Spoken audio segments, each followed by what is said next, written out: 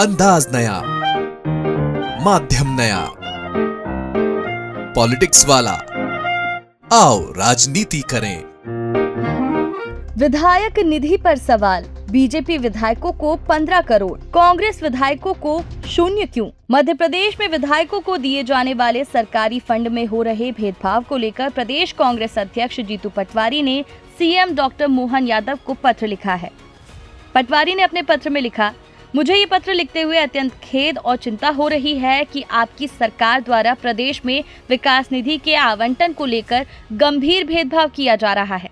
सरकार पक्षपाती राजनीति कर रही है।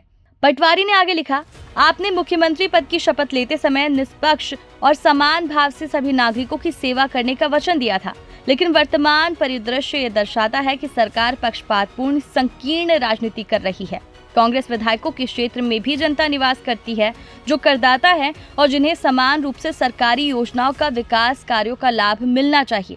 यदि एक लोकतांत्रिक सरकार ही अपने दायित्वों का निर्वहन भेदभाव के आधार पर करने लगे तो इससे जनता का विश्वास प्रणाली से उठ जाएगा।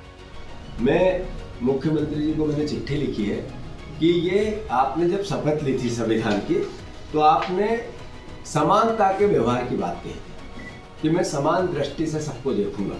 ये उन्होंने जब शपथ लेते वक्त कहा था।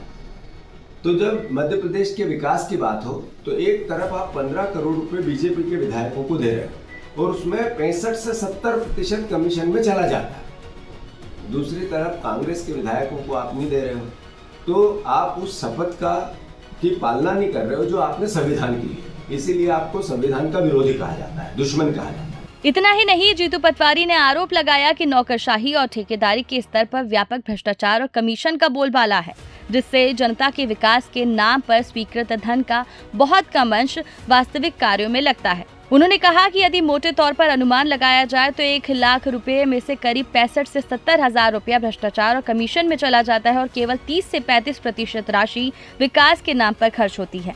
ये बेहद चिंताजनक और निंदनीय स्थिति है, जिससे मध्य प्रदेश की छवि देश के सबसे भ्रष्ट राज्य के रूप में बन रही है। हमारे पास बीजेपी के विधायकों के क्षेत्र के सरपंच आते हैं, वो कहते हैं कि जब वो 15 करोड़ की राशि के काम गांव में 50 लाख रुपए का कोई करवाते हैं तो उससे पहले 30% कमीशन मांगते हैं। तो मतलब उस 15 करोड़ रुपए में से आरईएस के द्वारा कोई काम होगा तो उस सरपंच को पहले 30% पैसा विधायक के यहाँ जमा करना पड़ेगा। इस तरह की शिकायत है। फिर 30% अगर सरपंच विधायक को देगा तो 20% खुद भी खाएगा, 20% वो खाएगा तो 10-5%, 10-15% कर्मचारी खाएंगे, अधिकारी खाएंगे, इंजीनियर खाएगा। तो वो जो 15 करोड़ रुपए का 1 करोड़ का करीब 60-65% कमीशन में जा रहा है। मध्य प्रदेश का जो बार अब तो हम राजनीतिक लोग तो इसकी बात करते ही हैं, पर गूगल करने लगा कि सबसे करप्ट अगर कोई सरकार है तो आपकी सरकार है। ये अब आपको बताते हैं जीतू पटवारी ने सीएम से कौन सी 3 मांगे की है। पहली, सभी विधायकों को चाहे वे किसी भी दल से हो समान रूप से 15 करोड़ रुपए की विकास निधि प्रदान की जाए।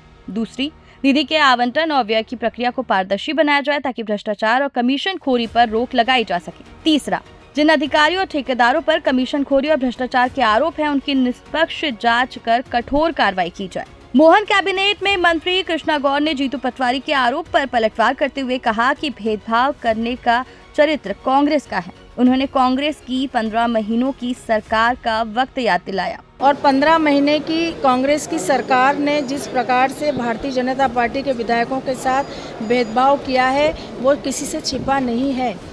बहरहाल जीतू पटवारी के आरोपों पर अब नई बहस मध्य प्रदेश में शुरू हो गई है। हालांकि ये कितनी लंबी चलेगी और इसका क्या अंजाम होगा ये कहना मुश्किल है। ब्यूरो रिपोर्ट, पॉलिटिक्स वाला।